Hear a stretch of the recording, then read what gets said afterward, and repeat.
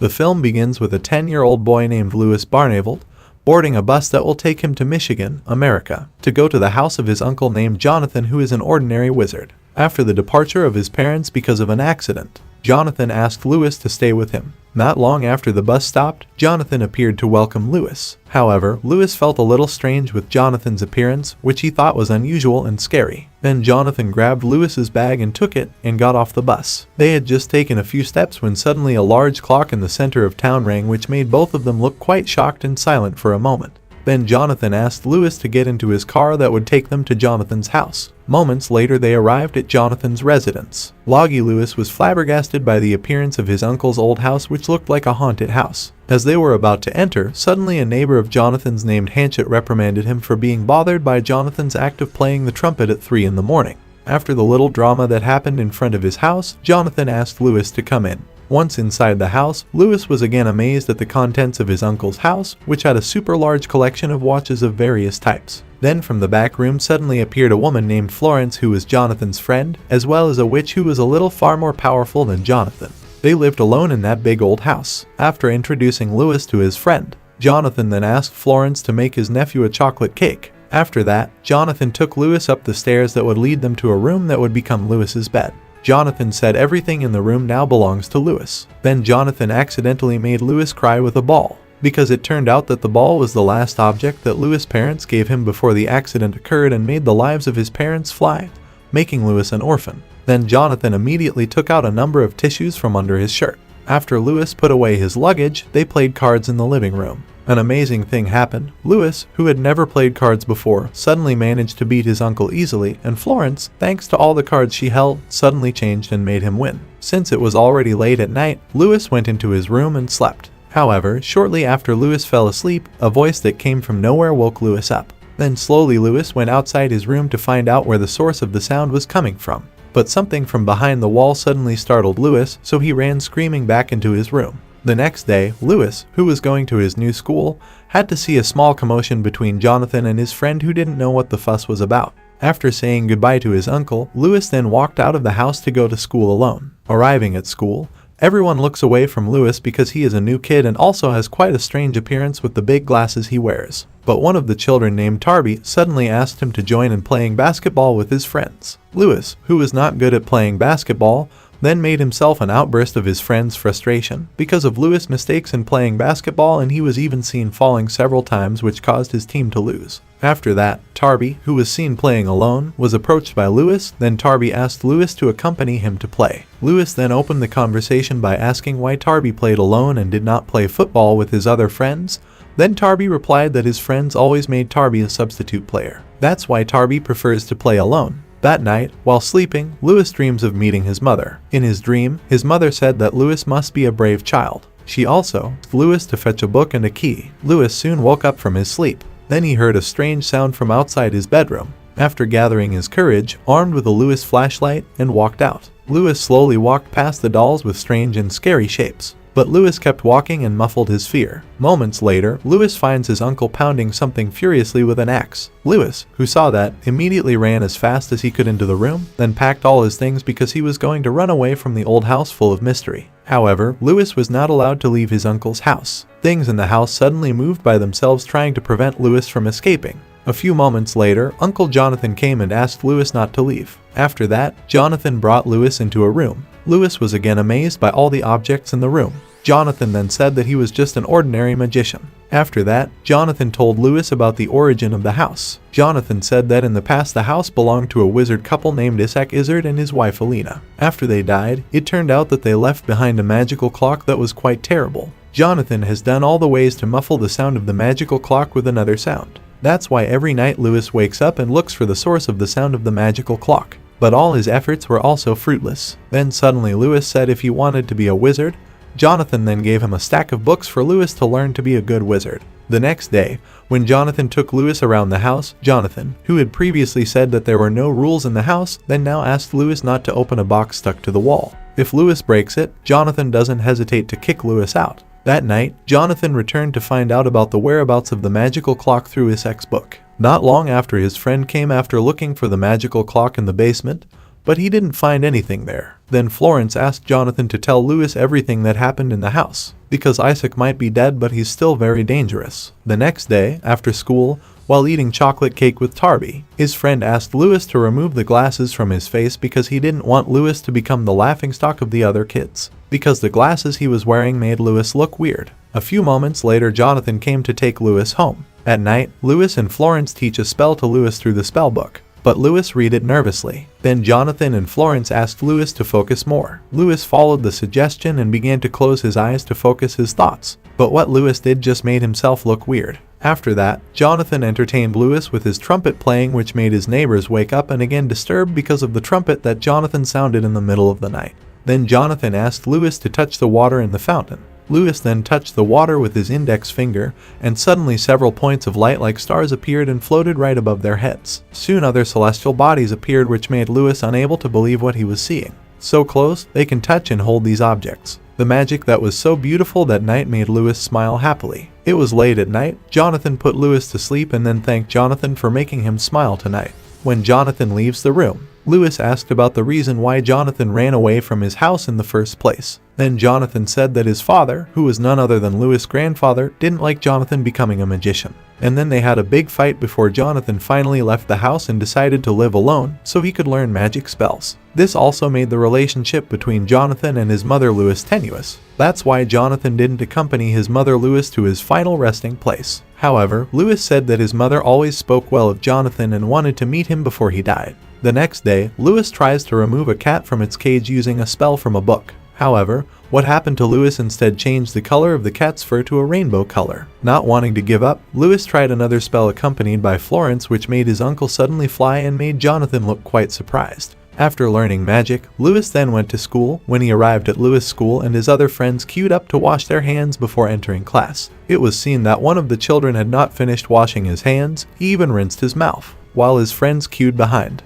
This annoyed his friends, including Lewis, and then Lewis casts a spell to make the water spray in his friend's face, and it works. After school, Lewis returned to study magic with his uncle. Jonathan asked Lewis to be serious and focused. Lewis finally managed to get the electricity out of his hands, but instead of turning on the light in front of him, stung the magic chair behind him and he ran. Studying magic all day long made Lewis tired and fell asleep at his study table. Jonathan, who saw that, then moved Lewis to his bed. While they were sleeping in their respective rooms, the magical clock rang again. The next morning, Jonathan then went to see his friend. Jonathan says that the magic clock now only rings 3 times, not the usual 4. This made Jonathan afraid that danger would come that could threaten the people in the house, especially now that Lewis was in the house. But Florence says with confidence that she will find the magical clock before the disaster occurs. Jonathan, unable to contain his emotions, then accidentally spilled something in front of him. On the other hand, Lewis is getting ready to go to school. Then with his order, the clothes he wanted immediately came out of the wardrobe drawer. After saying goodbye to his uncle, Lewis then went to school. Arriving at school, Lewis asked Tarby to go to his uncle's house to play. But Tarby was not interested. Lewis reassured Tarby that the house was full of magic, and also said that his uncle was a magician. Finally, Tarby agreed to come with Lewis to play in the old house. Meanwhile, Jonathan is trying to find the magical clock through a stethoscope by sticking it to nearby objects, hoping he can hear the magic jabs ticking. But he didn't hear anything from me. Then Jonathan took a photo of Isaac and Alina and saw a statue behind the husband and wife. Jonathan then raised the statue's arm, which was directly in front of him, and a door shaped like a lion's mouth suddenly opened. Jonathan went into the secret room. Then he found a map on the table. On the other hand, Lewis is looking for a spell book, while his friend walked towards the box that Jonathan was not allowed to open. However, Tarby stubbornly wanted to open the box even though Lewis had forbidden it. And then Tarby found a spirit summoner book. Lewis, who felt his uncle's presence, then snatched the book from Tarby's hand and immediately returned it to its original place. Then Tarby came home. After his friend left, Lewis asked his uncle to play ball. However, Jonathan, who brought the map, said that he is currently busy. After that, Jonathan and his friends find out about the existence of the magical clock through the map they just found. But they failed to crack the code on the maps. What they got was a disaster that would soon befall the city where they lived. That night, Lewis had another dream of meeting his mother. Lewis tells about his friend who now hates him, and then his mother suggests that Lewis should show magic in front of Tarby through a spirit book so that Tarby will be his friend again.